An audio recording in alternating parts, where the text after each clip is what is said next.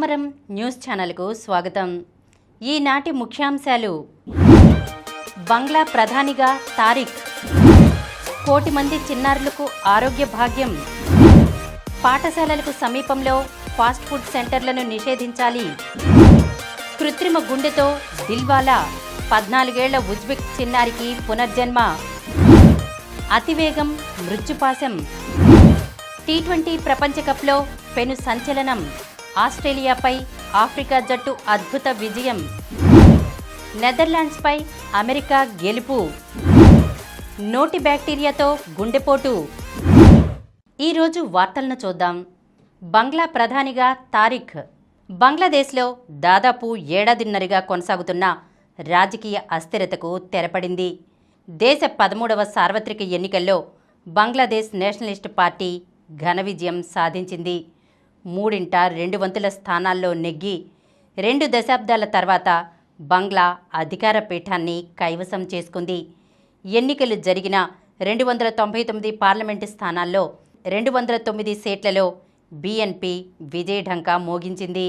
పాకిస్తాన్తో అత్యంత సన్నిహిత సంబంధాలున్న మతతత్వ పార్టీ జమాత్-ఏ-ఇస్లామీ 68 స్థానాలతో 2వ స్థానంలో నిలిచింది.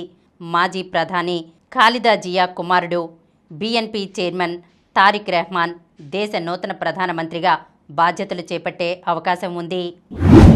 కోటి మంది చిన్నారులకు ఆరోగ్య భాగ్యం.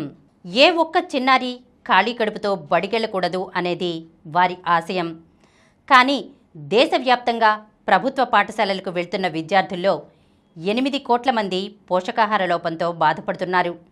లక్ష్యం పెద్దదైనా ధైర్యంగా మొదటి అడుగు వేసి పిల్లలకు అల్పాహారం అందించడం మొదలుపెట్టారు. ఈ గొప్ప సంకల్పాన్ని చూసి ప్రభుత్వాలకు తోడు సమాజం కూడా కలిసి వచ్చింది. కాలక్రమంలో అదొక వ్యవస్థగా మారి రోజు కోటి మంది చిన్నారుల జీవితాల్లో పోషకాహార విప్లవం సృష్టించింది. అదే కర్ణాటకలోని శ్రీ సత్యసాయి అన్నపూర్ణ ట్రస్ట్ విజయగాథ. ట్రస్ట్ ఏర్పడి 10 ఏళ్లు పూర్తయిన సందర్భంగా ఈరోజు చిక్కబళ్ళాపురం జిల్లా ముద్దేనహళ్లిలో ప్రత్యేక కార్యక్రమం నిర్వహించారు. పాఠశాలలకు సమీపంలో ఫాస్ట్ ఫుడ్ సెంటర్లను నిషేధించాలి. పాఠశాలల పక్కన fast food సెంటర్లను నిషేధించాలని Asian institute of gastroenterology ఆసుపత్రి చైర్మన్ డాక్టర్ డి నాగేశ్వరరెడ్డి పేర్కొన్నారు.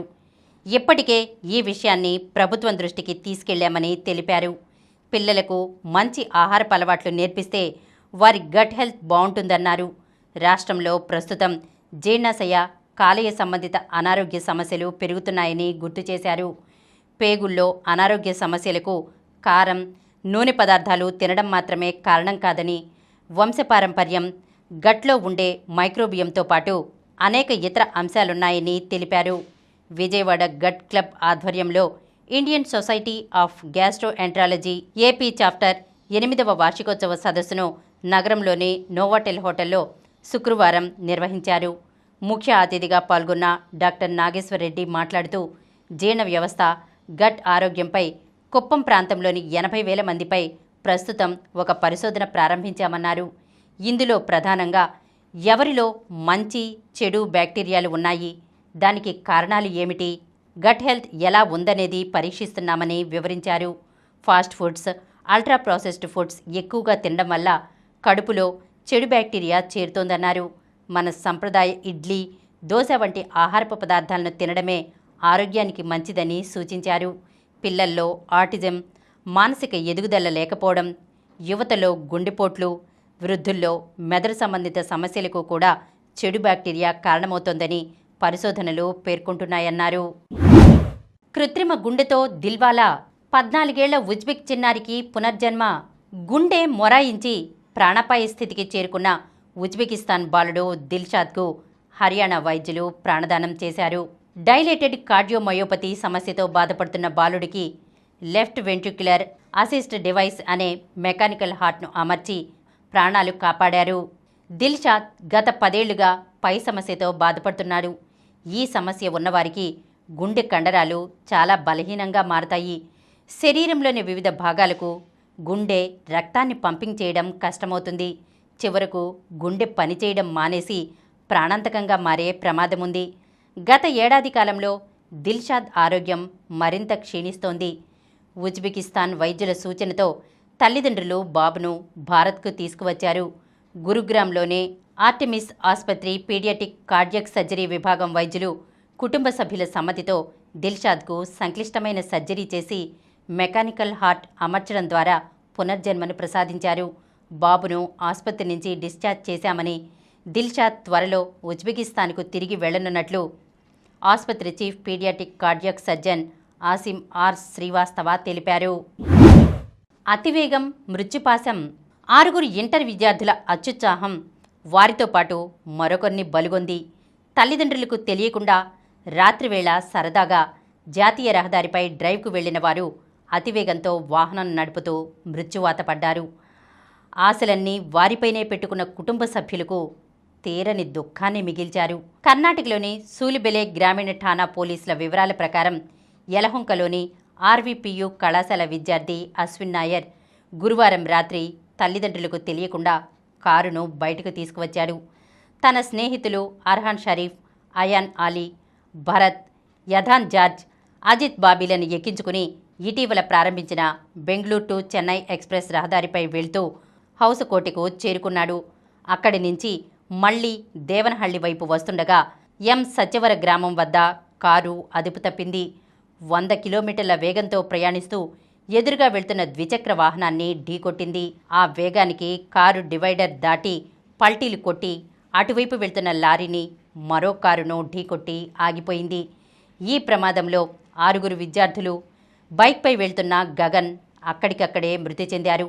ప్రమాద తీవ్రతకు కారులోని ఎయిర్ బ్యాగ్లు తెరుచుకుని పగిలిపోగా లారీ నుంచి 2 చక్రాలు విడిపోయాయి.